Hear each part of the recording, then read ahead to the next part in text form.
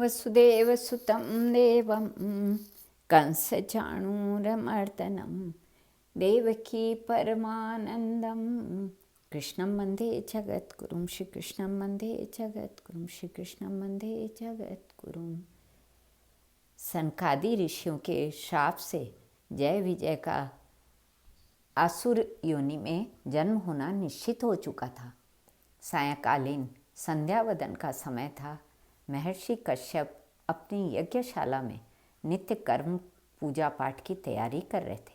उसी समय उनकी पत्नी दीति सर्वश्रेष्ठ पुत्र प्राप्ति की कामना से उनके समीप पहुंची।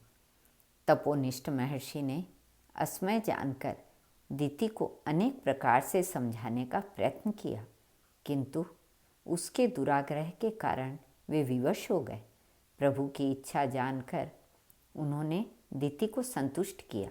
तदंतर दीति के क्षमा याचना करने पर उन्होंने कहा, देवी, तुम्हारा अपराध अक्षम्य है। कामासक्त होने के कारण तुम्हारा चित्त मलिन हो गया था।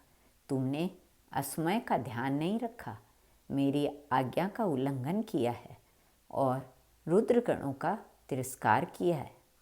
इसके कारण तुम्हारे गर्भ से 2 अत्यंत पराक्रमी और क्रूर कर्म करने वाले पुत्र उत्पन्न होंगे। उनका वध करने के लिए भगवान नारायण स्वयं अवतार लेंगे। अपने पति के तेज को दीति ने 100 वर्षों तक धारण किया। 100 वर्ष पूरे होने पर दीति के 2 जुड़वां पुत्र हुए। पहला पुत्र हिरण्याक्ष और दूसरा हिरण्यकश्यपु के नाम से प्रसिद्ध हुआ। उनके पृथ्वी पर पांव रखते ही पृथ्वी, आकाश और स्वर्ग में अनेक प्रकार के उपद्रव होने लगे।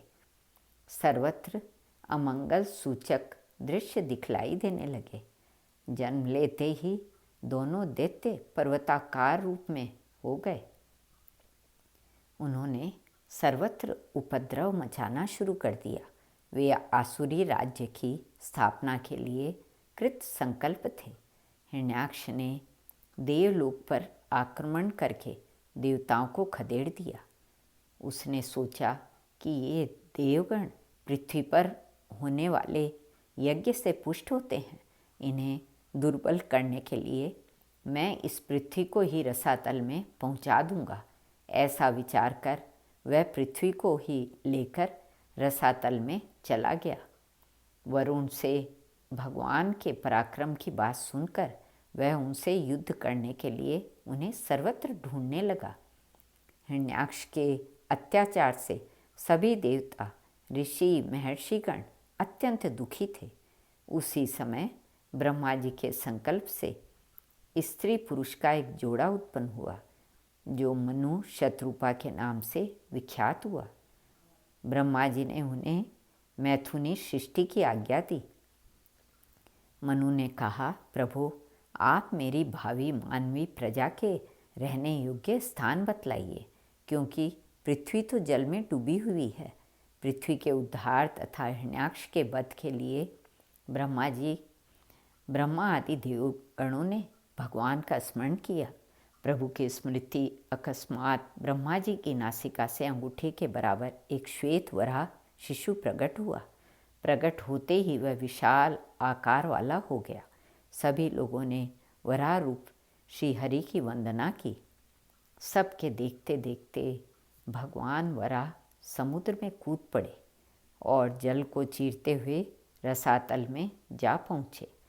भगवान को अपने उद्धार के लिए आया जानकर पृथ्वी देवी ने उनकी स्तुति की।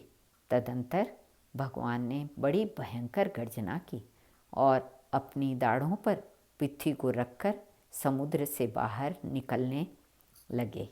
उनकी गर्जना सुनकर हिरण्याक्ष उनसे युद्ध के लिए आ धमका। भगवान वराह और हिरण्याक्ष का घमासान युद्ध हुआ। अंत में वह भगवान के हाथों मारा गया। उस समय देवताओं ने भगवान वराह पर पुष्प वृष्टि करते हुए उनकी तरह तरह से स्तुति की। भगवान वराह पृथ्वी को स्थापित करके अंतर्ध्यान हो गए।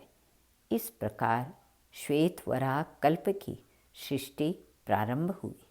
श्री कृष्णार्पणमस्तु।